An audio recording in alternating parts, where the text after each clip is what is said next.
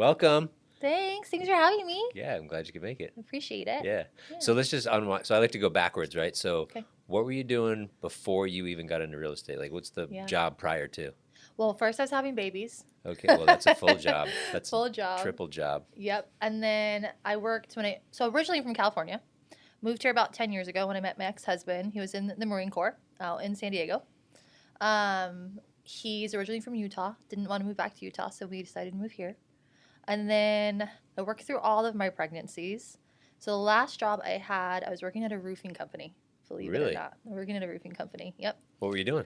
A little bit of everything. At that point, I had helped run a custom window covering company. I was at that job, I was running 6 installers in state, and then we partnered with Costco. So, like, when you walk out of Costco and they try to stop you and sell you Yes. everything.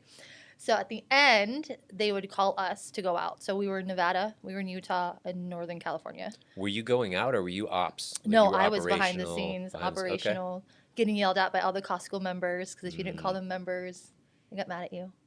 So I learned a lot of phone skills from that. Even if they're upset, I learned how to keep my cool. And then I went into the roofing job, and I was just doing a little bit of everything, booking. I started learning how to do books and, handling stuff that way. So just a little bit of everything. Nice. Yeah. And then what was the catalyst that said, I'm going to get into real estate? A real estate agent that, Really? that called in all the time. He's at EXP now, but he called in all the time. He represented a lot of buyers at the time. Now he just does a ton of business. But So he was calling you when you were at the roofing place Mhm. to schedule roofing stuff for their buyers. Like, hey, we need a roof cert or roof inspection or yeah, exactly. So Okay. as buyers, even my buyers now, I tell them, hey, roof inspections are free. They don't cost you anything. We're like, an AC is going to cost you something, right? Like, might as well have them go out, a real professional, pull up a tile. They don't pull back shingles, but still they'll be able to tell, like, the roof condition, Mhm. technically. So he would call in all the time, and sometimes it would be short notice, and I made sure to get him in quick. And so we just kind of hit it off connection-wise. Brought me coffee one day and said, hey, I can teach you the ways of the phone and real estate. I think that you're wasting away here. Wow. Would you like to learn what it's like to cold call? I said, okay. So I started doing that. And then finally he was like, I had filed for divorce. And so he's like, if you're going to make a move anyway, come move to the West Side. I'll help you get your license, go to school. You can become an agent for me, but I'll teach you the back end stuff that you're legally allowed to do.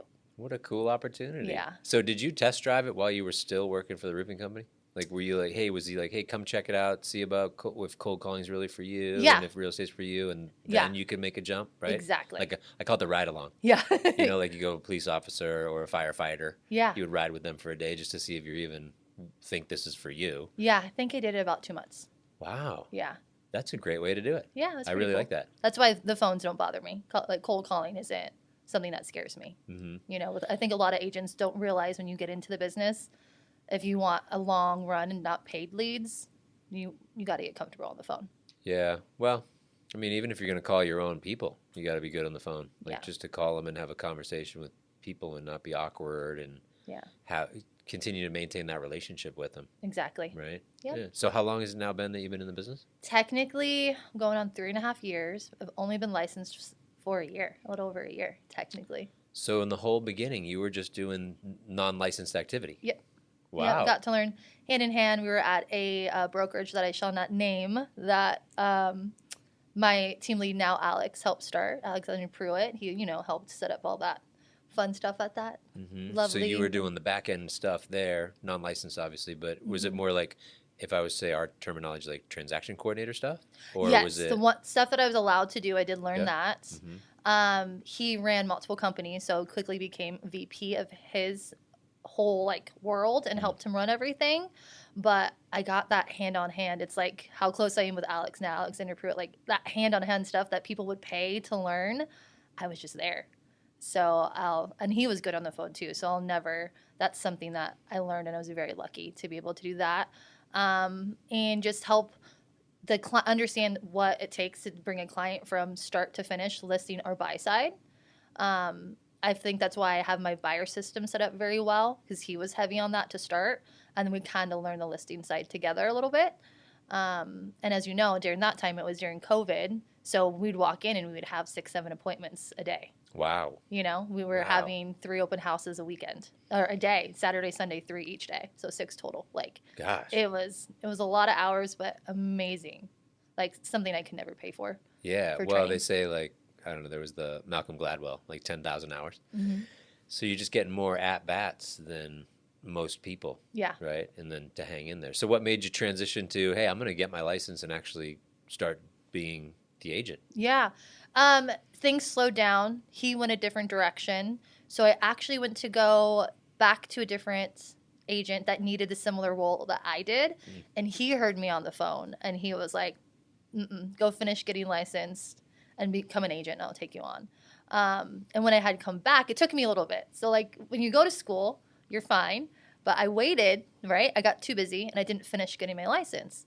So then I went back and had to relearn everything because when you're out there, what you're learning to pass to get your license, you basically never reuse again when you're back out there. Like Yes. it's different, right? So it took me about a month to learn everything and pass both tests to get licensed. And then when I got back, the team just wasn't the same. Some things were changing at the brokerage, and I had met my team lead now, and he made the jump to real, and I'm so glad I did. I'm glad I moved over. So now active agent, working your own database, own sphere. Yeah. How do you generate your business right now? Yeah, so it's a lot of. We do have our own ads and everything, but I'm definitely utilizing social media right now. It's definitely coming into handy. And then we pick up the phone. We just dial. Canceled expireds are definitely something we try for.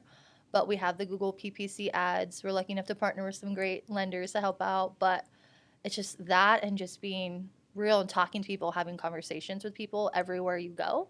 Because you never know who you meet that needs a realtor, you know? Right. Well, and sometimes it might not be now, but you stay in touch with them more than anybody else, and the time comes and you're top of mind. Exactly. So let's unpack it. Let's go to the social media first. So we talk Okay. about maybe like legs of your business. So social, what does that look like? How do your postings happen? What channels are you using? Yeah. So I'm actually I've been taught by a really good coach, kind of like different things that I noticed he tried out for a long time. So now he's a pretty good realtor social media coach. So I always make sure every morning I have something on my story. Typically, I've been testing out like a quote or something that people will just like or, comment back to me in my DMs. But that's usually done before 7 a.m. every single day. Okay. And then I try to like, comment, add at least 5. So like I'll like 5 different people's posts when I first wake up, right? Or heart their stories. At least 5 different people. And I Okay. try to add 5 to 10 people database-wise, Instagram or Facebook every single day. Usually Add through them other from friends. social into your database? No, just add new friends. Add 5 or 10 new people from Facebook and Instagram that are on like my friends. Where they say like feed. suggested? Mm-hmm. Okay. Yeah. Okay. Try to just continue to get in front of new people. Yeah. So I'm doing that. And then I'm trying to do a post a day, but not always business. I try to do personal as well. So like for every 1 business post, I'm trying to do 5 personal posts. Cool. Try Good to one. keep an outline Yep. for that. Okay. So, yeah, that's just kind of where I'm trying to focus of keeping that rhythm to change the algorithm on my end. I always find the challenge with the social, well, there's a couple. One challenge is, being a consumer versus creator, right? So that's creation mode. Sometimes I get stuck in I'll start scrolling or consuming too much, right? Right. And then you look, I need a timer for that. Yeah, right. But the second thing was really trying to measure the ROI, because some of it I think is brand awareness, relatability. You can't really say it's direct business. Right. Like I can say, I have a relationship with Lisa and we've closed X number of deals. Mm-hmm. Like that's a measurable thing. Where if I say, I'm doing that formula on Instagram, but how do I know, unless someone says, hey, help me with real estate, or calls you and says, hey, I saw you on Instagram and I'd like to, work with you, right? Right. I think that's super rare, but that doesn't mean it's worthless, because I think there's people that you've done business with that you're just top of mind, or they stay in relationship with you because they're seeing the personal post, seeing the daughter's birthday, and then they're like, oh, I am ready to buy a house. Let's call Lisa. Or I am ready to do this. And right. And then they do business with you. Are you able to measure at all, or are you having that same challenge like I am?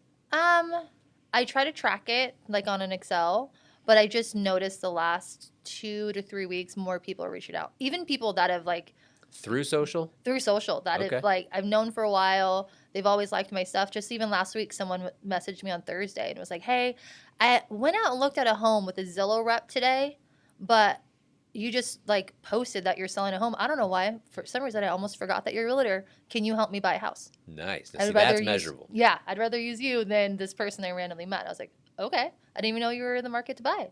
Awesome. So just staying in front of people, I think definitely helps. But I don't. It sounds so silly, but tracking them like on an Excel, like so basic, but it helps you to be able to try to figure out if Do you it's track working all or your not. leads though on?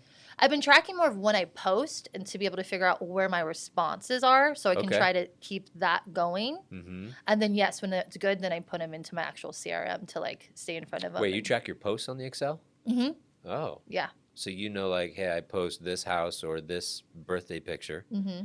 and then At this what are you time. tracking? At this time, and then Uh-huh. how many responses I'm actually getting. Wow. So Now that's not a report you pull. You're literally I'm just looking at tracking it. Yeah. Okay. I mean, if we're gonna really put our time into it, right? Yeah. I know it's old school. That's impressive. But No. it works. Well, old school, but at another level, right? I'm literally you're tracking what I'm posting, when I'm posting, where I'm posting, and then what the results were. Mm-hmm. Okay. Yeah. Awesome. It sounds silly, but it works. I swear. Yeah. I notice on Facebook if I post before 8 a.m. during the week, I get the most traction, no matter what it is. And if it's a question, plain background, like what do you like or dislike about HOA? It was rampant, like Dang. all day long. And then you just go back in, like when we had that mastermind I had mentioned, you go back in at lunch and then at dinner to reboost it or put it in front of somebody again. So I don't like anything, even if they're commenting, I don't like or comment back until about lunchtime because then it resurfaces in their Yep. feed. Yep. And then same thing at dinner. I like that. Yeah. Now, I love that strategy, and I do something very similar. Yeah. Do you then, like, the next day you're going into that post again, or do you I just have. go back into the comments unread and see all those? I it's probably like the first one that comes up that like I didn't respond to the day before, Yep. and then I kind of go through Okay. from there. All right. You know? Because it piles up, right? Because Yeah. if I'm posting every day, then on Friday, I'm going back to Monday's post, Tuesday's post, Wednesday, right? Yeah. But then when do you stop? Do you go back to the week prior? Do you go back to the week prior? No, I try to keep all fresh So it stuff keeps it going. all within the same 3 to 4, 5 days, something like that? Yeah. Okay. What other channels? So we had Instagram and Facebook. What other Instagram, channels? Facebook. I'm not a fan of TikTok. I'm not gonna lie. Mhm. And then I'm curious, what do you think about the ban that might be coming up? Do you think it's a good thing or a bad thing for TikTok? I don't like TikTok in general from a consumer point of view of consumption, like for especially the kids and stuff.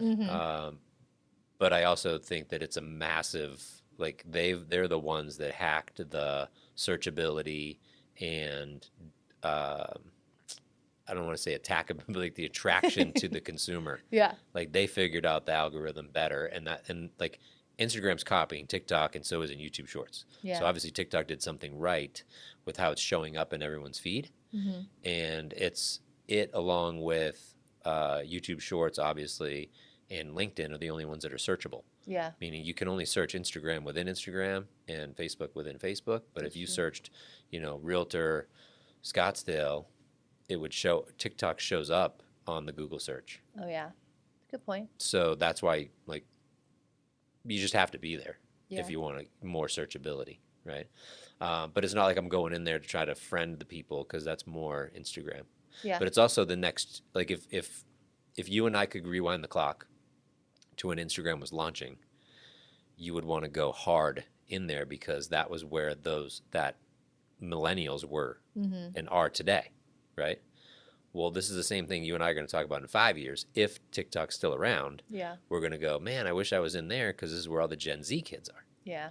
who are now in 5 years buying houses. And I was part of this mastermind group that was doing audits of accounts for the Gen Z population. Okay. And so they were auditing my account and my videos, and the feedback was crazy, like not great.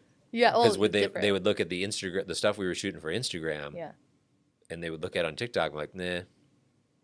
And it's because they wanted more informational, like credit, credit cards, what to do financially. There was That's the interesting. stat was like over 80% were searching, as a Gen Z, were searching for financial information through TikTok, Wow. right? That's really interesting. So you think about it like, well, where do I need to post then for that crowd? Yeah. And they might not be buying right now. Some will, Yeah. because some actually have the wherewithal to do it.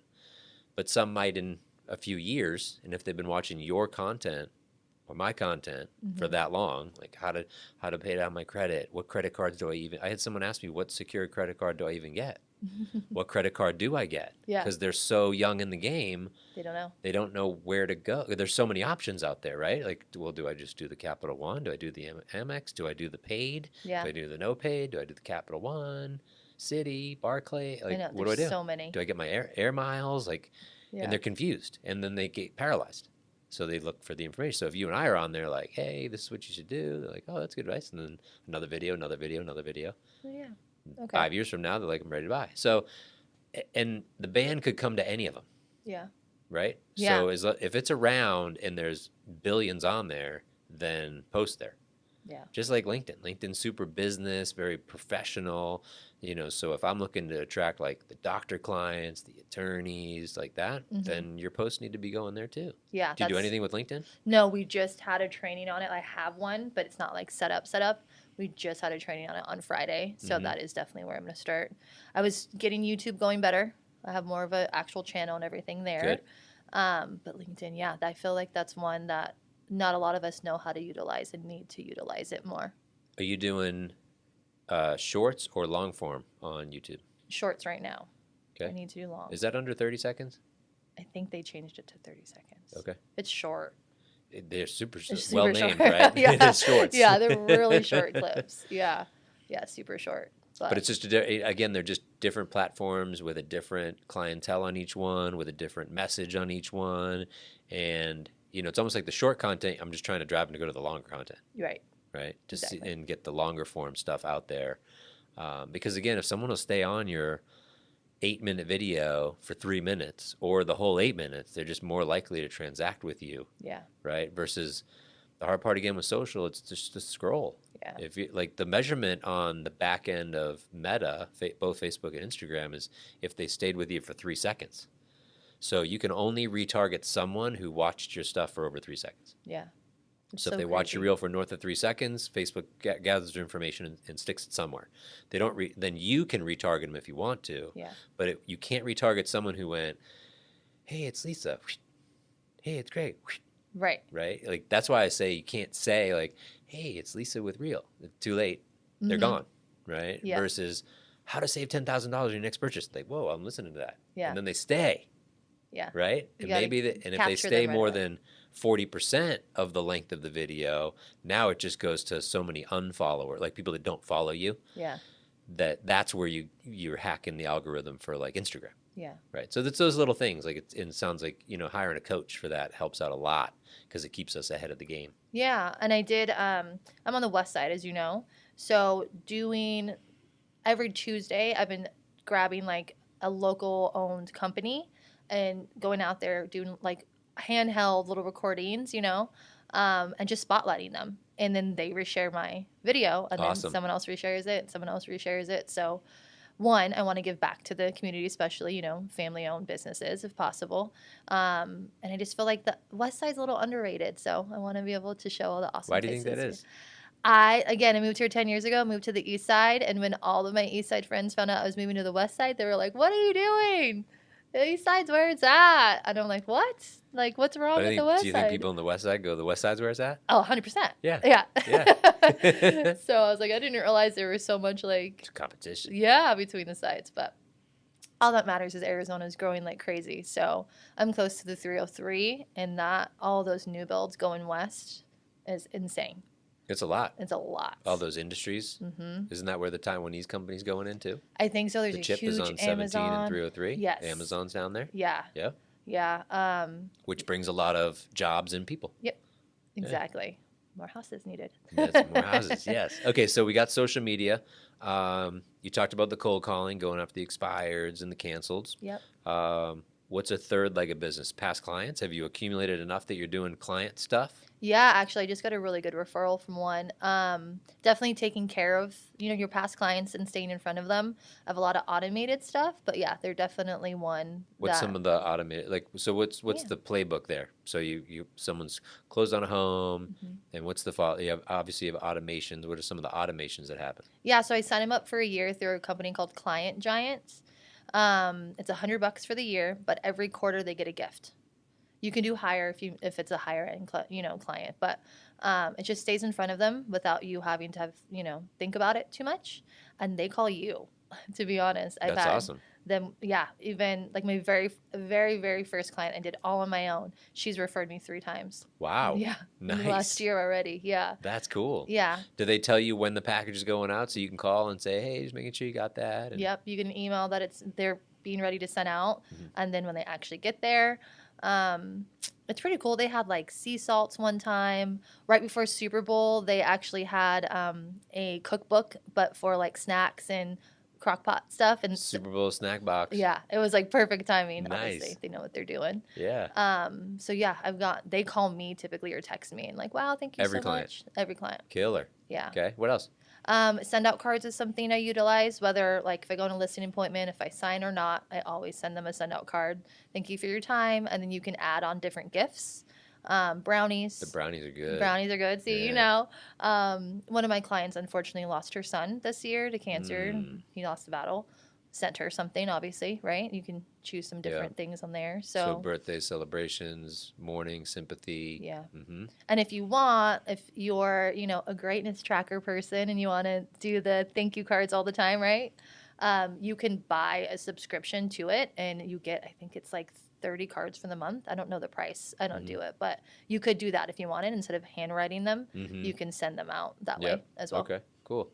I like that. You really have to be like entrenched in their relationship too to know all that stuff, right? Like it's Yeah. not like the quarterly client giant that's just set it and forget it. Hmm. Birthdays can be alerts in my thing, but when stuff's coming up, those life events, that's something where you really have to stay on it. Yeah. Is that just from the phone calls and just listening to people, or is that social, or?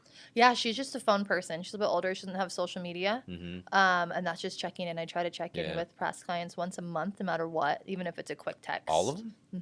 Mm-hmm. Wow. Yeah. So Wow. you can systemize it through your CRM if you really want to. Yeah, But I mean, some of them have a special place in my heart, especially the first couple. that's pretty cool. So Nice. yeah. Okay. What else for the past clients? We do those. I haven't gotten too heavy into anything else. I'm gonna be completely honest. That is No, I mean that's a lot. I'm my just typical. asking so I don't forget Yeah. something. Okay. I've heard of agents doing like events and things like that. Do you ever do? Is that a part of a plan later on? That's or? part of a plan later on when I get a Okay. little bigger, definitely. I think that'd be good. I think that I think you'd be great at that. Oh, thanks. Right? I think it's nice to have those leverage. I had an agent doing the top of Harkins has like a outdoor theater. Oh, okay. And so right now it's still nice weather, right? Yeah. It's not hot, so they have an outdoor and they actually have everyone has individual headphones. So you're listening to the movie with the headphones, but you can also be like sitting up and just like hanging out Oh. while maybe the kids are there watching the movie, or you can listen and then you be like, oh, I'm good, and then you talk to somebody, like whatever. Different take on a drive-in. Interesting, right? Exactly. Yeah, yeah. That's Cool different take. venue. So Yeah. I thought that was nice. And then I had someone just wrap up doing a spring training one. Hmm. So that's always a good one. Yeah. So we've done the movie one, so the pumpkin events, but Yeah. yeah, that'd be good. Okay. So you have anything else that I'm leaving out for the clients? Because that is a lot. No. Okay. And then any other legs to the business? Trying to think. No, not that I can think of. I like the small business one. So how'd you even come up with doing that? Small business. I just wanted to be able to meet more people out there because again, I'm not from the West Side. I've been there for over a little over 2 years, and with kids, you would think I'd be more involved in that kind of stuff. But with real estate, it was so busy. It's so Yeah. insanely hard to like get out there and meet them, and they're not really in sports right now, so that would obviously be the easiest way to connect with people. Right. I actually had the protein person I did a whole story on. They reached out to me because I had made a post about protein. And he's like, hey, see that you post a lot, you're a realtor. Would you like to do something together? I was like, okay. Wow. And so I just kind of ran from there. I've done like a local coffee shop. I'm going to do a butcher shop that's down the way. That's actually another agent's family owned. Like they own the plaza in it. but they're like, it's a family owned bakery and butcher shop. It's really good. You got to go try it. Please spotlight them. I was like, okay. Nice. Yeah. That's cool that it's kind of catching on, right, where people see it. Yeah. And I figure it's something that's good on YouTube. That's true too. Is where my mind was at, to be able Yeah. to try to get some YouTube followers. Well, and the thing too, like you can record a longer video and then, chop it up, maybe make a little short that goes to the long form. Exactly. Yeah. That's where my mind was behind it too. Same thing. If it's a small business, then that's again, LinkedIn will eat it up, right? Because you're able to post and highlight a business, which again, business people like that. So that's another thing. Yeah. Yeah. Yeah. The other would be hosting events at their spot, Yes. right? Now, some of them, I don't know if they're selling meat. That's not a good one. But the coffee shop, Yeah. local, like, hey, I'm going to host an investor meetup here as well. Yeah. And you have an investor meetup group. That's a good idea. Yeah. Okay. Yeah, So love where that. do you see yourself in like 3, 5, 10 years from now in the business? Hopefully still in the business, but have my own team, our branch. My ultimate goal, and the only person I've actually told this to is Alex, is to branch out our Living Arizona team, but open an office on the west side to be able to branch out since our main office is in North Scottsdale, Cool. It'll be less drive for you. Less drive for me, but also just have a cool, like, solid team of agents. There's so many good agents out there that just want to stay in that area. So why not utilize them, show them what Real has to offer as a brokerage, because it's a great brokerage. And I think we have a pretty cool team, and some really good things that set us apart from your typical agents. And our training. We just have a ton of stuff set up for training for agents. So that's my goal, is hopefully open a existing branch of Living Arizona real estate team on the west side, but be able to help run it. Take on space. Okay. Yep. And then how many agents would you want? Probably up to like 10. Okay. Not too many. Too many chefs in the kitchen is bad sometimes. Well, I mean, I think that having a nice, core group that can really congeal together, that's a good number. Yeah. I Plus mean, it's a good, we can, that's a good hangout number. People can mingle. Like a lot of my masterminds are like 8 to 12. 'Cause yeah.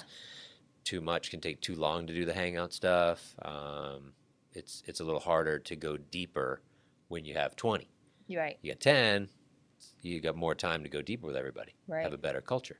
Yeah, because I think we have, 25 people technically on our team now, but a solid, 12 to 15 that show.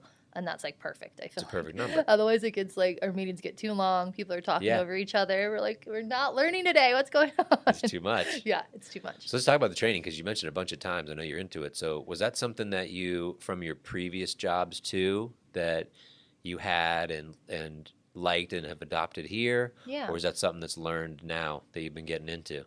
I think I've always kind of been a little bit of a teacher. I like that position. Maybe it's the mom in me now. I don't know.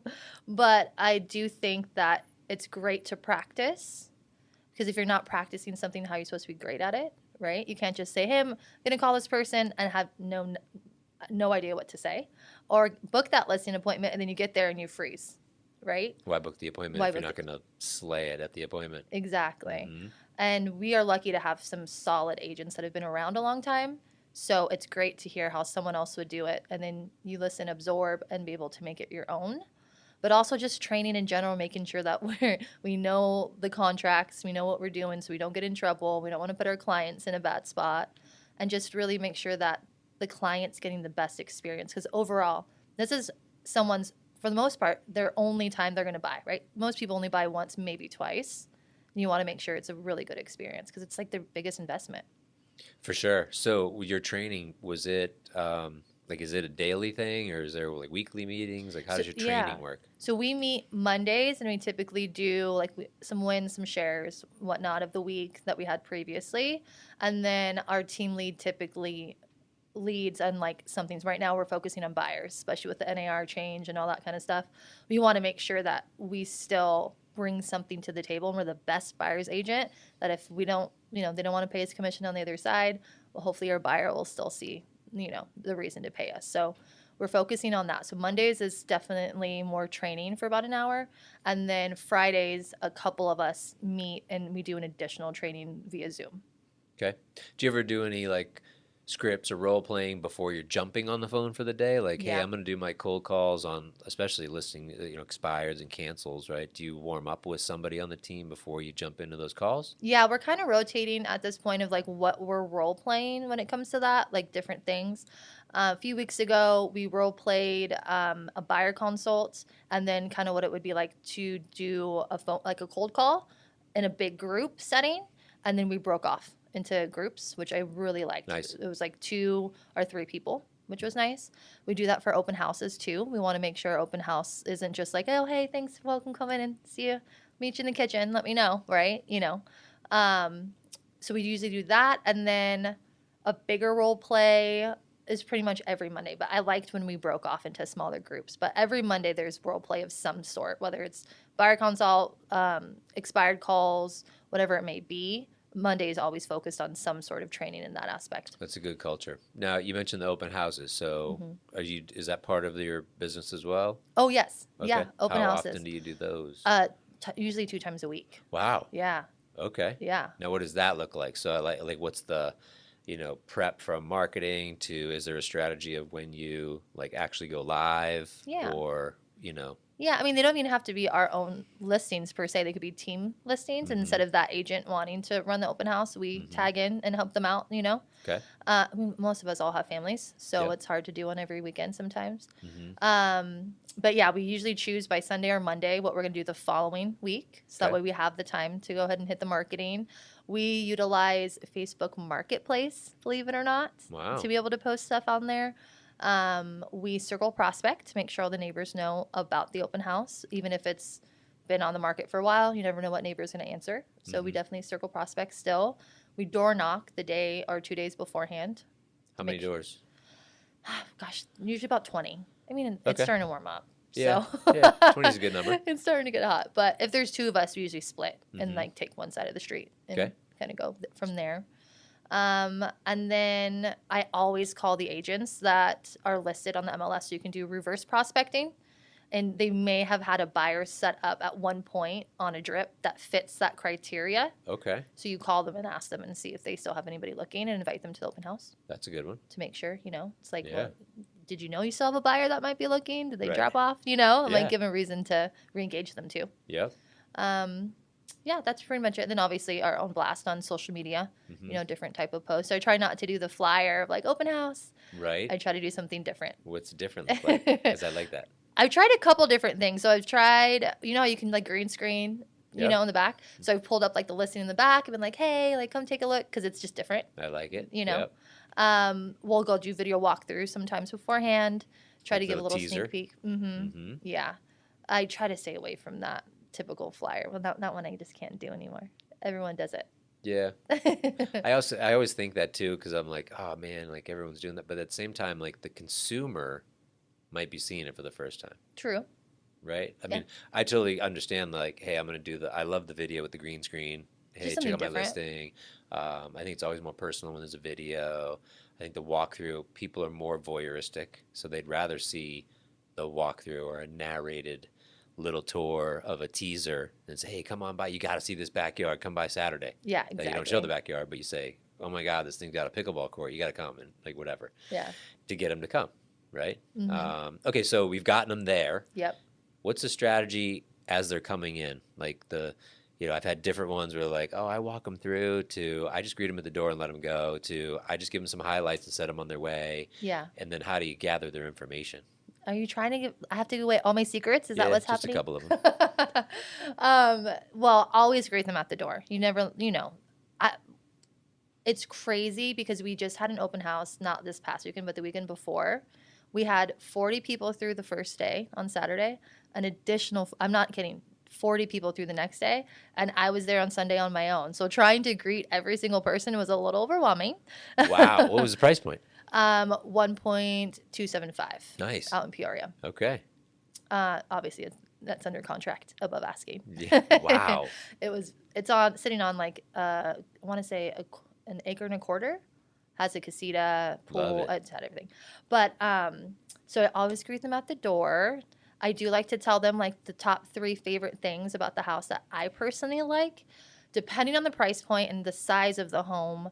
If it's over a mil, I try to kind of walk them through, not stick on them the entire time because that's just too much. But I do try to guide them and let them know, like this particular one I worked on Saturday was a split floor plan. So I let them know, hey, this side has all the guest bedrooms, so go ahead, take a peek that way. Obviously, you'll go to the outside, the beautiful backyard and pool.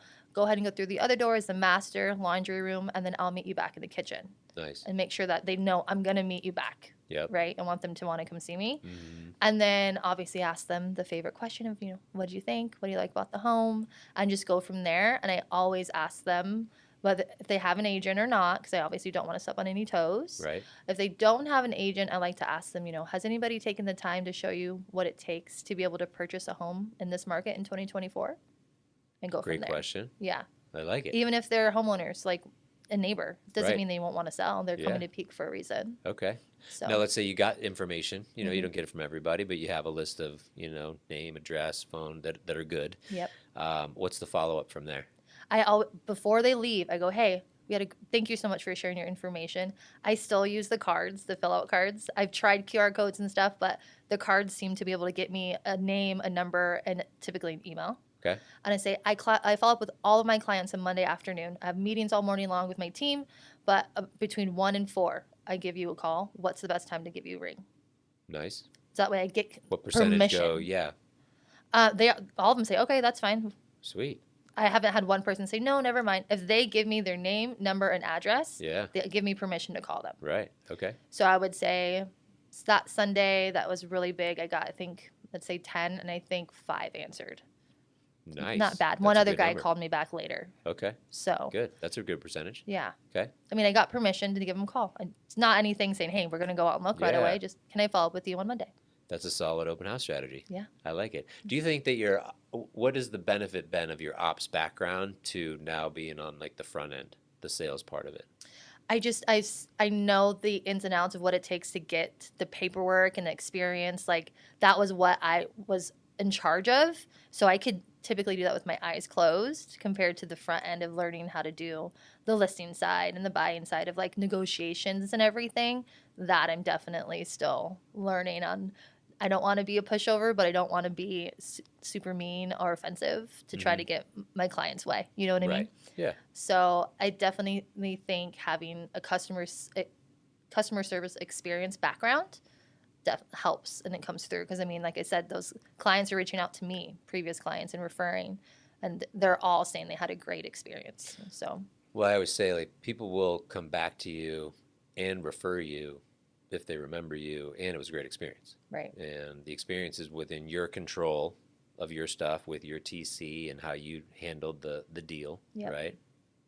And then it's on you to be memorable by having your cards and social engagement and the extra phone calls and the text messages Exactly. to stay top of mind, and using like Client Giant, like using those systems to stay top of mind Exactly. with them. Yeah. Yeah. I want to treat others how I would want to be treated. And I mean, I've bought and sold 3 homes now. So I've had some good experiences, but I want to make And sure. others that need to be improved on. Yeah. Yes. Exactly. But I think that's like anything with so having that. Do you run into this too, where you like no matter what you're buying or consuming, that you're always, I don't want to say judging from a bad way, but you're always evaluating the experience that you're getting, Mm-hmm. right? Like you go to get your nails done, Yeah. or your hair done, and you're evaluating that experience. Right. How was it? How many? It can be for me like how many times did the phone ring till they picked up the phone to take it, and then how was their Yeah. how did they answer the phone, and then how did they leave the conversation, Mm-hmm. right? Did they ask like, hey, my pleasure, like, oh cool, like that was a good one, right? And when you go in, were you greeted? And then like, but then also and again, not from a negative way, but what would one up that experience that I just had at that establishment, and then take it back to our own experience Yeah. here and say what would one up the experience of our client, of our agent, of our referral partners. Yeah. And do you find that you have that going on in your head? Yeah, I do. And I think it even comes down to like tipping. I know it's crazy how like no matter what you do now, even if you just go through like a Starbucks or a coffee place, you notice how it's always like here, and they look away and Yeah. they're like at the tip. I can't help it.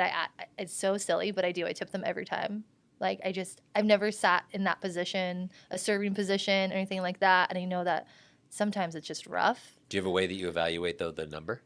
Because No. I've seen some that say 10, 15, 20. I've also Yeah. seen them go reverse, 20, Mhm. 15, 10, Yeah. right? I've seen the no. I've seen, Yeah. so, and I've had that too where some are like, oh, a question's going to pop up on the screen. Yeah. And I'm like, why don't you just tell me that it's going to ask me to say like a tip? It's everywhere Right. you go at this point. Yeah. Everywhere. Even if you do pick up, like Mhm. for pizza, they're asking if they can tip and stuff now too. Yeah. It's everywhere. And I always feel bad. I'm like, okay. I know. And the math's on there too. Yeah. But like I said, or even on the receipt too, they'll give Mhm. you the receipt. And I like when the math's there, like it says 10, 15, 20, Yeah. 18. Usually they don't even put 20 when it's the printout receipts, it puts 18. Yeah. I'm like, what's the psychology behind that? I know. But going back, it's the, you go to a restaurant and and again, I don't bash the restaurant. I just think like, what would have made that better? Right. Or what was really good at that restaurant that I could bring back to our systems and processes that would Exactly. make it a little bit better Yeah. and nicer, Mhm. right? And whether it was the greeting or the handoff from the server telling me who the water person was, or the waiter, the chef actually came out to ask how your meal was, like that's like just another level, Yeah. right? So it's like, so how do I incorporate some of these things into my business? Yeah. But I always find like I started the same as you, as I was an assistant to a top producer. So I was the back end support, like make it a great experience, but make sure you close on time as agreed every Mhm. time. And so when that's what I wanted in my business when I became the front end salesperson, and knowing the back end, it made it easier for me to provide that because I started at the back, Right. right? So it's a Exactly. very similar experience. Okay. Yeah, I was Uh, always curious how you got into the business personally. Yeah, similar to yours. I started with a top producer. Okay. So with that, as you move forward, because that's a lot of focuses on your business, right? Hmm. Is there anything that you would think like, I might stop doing that to put more focus and energy on the other things, or is it, dude, what I have is really cranking, and I need to continue doing all that stuff? I just need to continue doing all of it. I know personally, I don't know about anybody else, but there's been like a nasty bug or something going around, and my kids have had it like twice. Oh, And so every time I get a rhythm going the last 2 months, it just like, then they're down again. And when you have four, it goes around the entire house. that's a lot. And then it gets me eventually. That's a mompreneur. Like, how do you Yeah. manage not just that, but that? Yeah, well, that's one reason why I like real estate is it does give me the freedom. Like I could still work from home plenty of time. Like I do half the week I work from home and have that advantage of being there with them, especially divorced. My ex-husband he's there, but it's not like reliable. I can pick up like if there's an emergency, pick up the phone and say, "Hey, can you help me out?" That's my parents. Okay. That are like Do a they huge live rock. on that side of town too? Mm-hmm. Okay, that Huge helps. rock for That helps me. a lot. Yeah, Yeah. yeah. But it's a lot of managing. But they're getting older to where they understand that mommy's working. Like I can look at them in the office and be like, AirPods. You're usually not on a phone anymore, right? Right, yeah. So I'm like, AirPods are in, and they'll walk away. They'll realize, oh, she's on the phone. It's a client. Do you ever take them out to houses with you? I've taken them to two, and only my two oldest, and it was inspection and walkthrough. And I probably won't do it till they're older again. How old are they now? My oldest is only 8. She'll be 9 Okay. in August, and my second just turned 7 last week. Keep doing that. I want them to see, like, I'm not messing around when I say I'm working, right? Like, I'm Yeah. leaving to go to work. I'm not going out and having drinks or something, right? Well, I don't think they think that, but I'm thinking that you just keep them involved. 'Cause I they'll want learn a them lot to. from that. Yeah, I want them to see, like, hardworking mom. Like, I Yeah. want you guys to do the same thing. I want you to be hardworking women when you get older. But it was just them running around, not listening, and don't want my clients to have a bad experience. Their True. parents, they were expecting their second, so they didn't bother them. Yeah, But the wrong client, it obviously right. I get that. But So- yeah, but they'll also calm down the more they do that. That's true. But they'll get it. But like my daughter the other day, we're doing a buy sell, and she's like, "Are we through the inspection thing?" And I was like, and then we got done, and she's like, "How many days till they counter?" Like that. She knew her Did stuff. 13, yeah. Well, we've been trying for we've done multiple houses obviously, but there's been, 3 or 4 over the past that we've gone in on and haven't, that fell Yeah. out due to inspection and all these things. And then she's like, well, how long until they have their inspection? Because we're selling a house. But she knows all the stuff, but she knows Yeah. because she's been involved in all of the talks and stuff. And we bring the kids in on as much of the conversation as possible so that they can learn. How old is she? 13. 13. Okay. That's still a good age for her to understand what's I going on know. now. Yeah, it's pretty cool. Yeah, I Yeah. like that. Because they don't, that's one thing we also have talked about. They don't teach you the investment side in school. Like, it's great to invest in real estate, right? They don't teach you how to do taxes in school. Like, they don't teach you some stuff that, like, Fiscal literacy. yeah, that you need to know. Yeah. You know what I mean? I don't think they even teach kids how to write a check anymore. I remember I had to learn how to write a check, balance a check, do a ledger, Yep. right? Stuff that you don't do anymore anyways. But you should still show them like the philosophy. It's kind of like when they teach them long division and stuff. Like, Mm-hmm. hey, we're teaching you this, even though you're going to use it on a calculator or just type it into the computer. Yeah, But at least show them the mechanics of it. That's great. exactly. It's the same as the checkbook. Like, hey, let me show you how to balance this. Yep. Even though you're going to Zelle, Venmo, PayPal, e-check from your Chase account, Yeah. but you still need to know that you can't spend more than you have.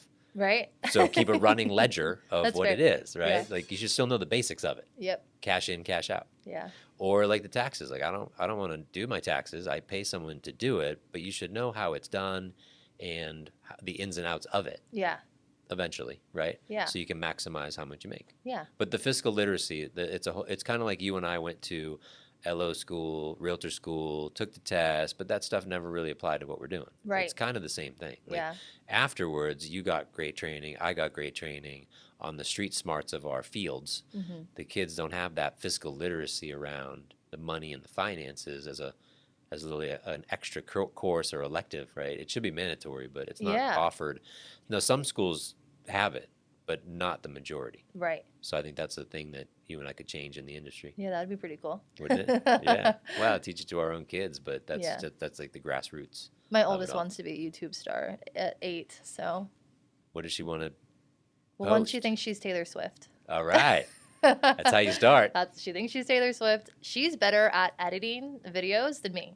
Like, Awesome. I bought her a super old school iPhone. I don't even know what one it is. It's one of the really small, thin ones.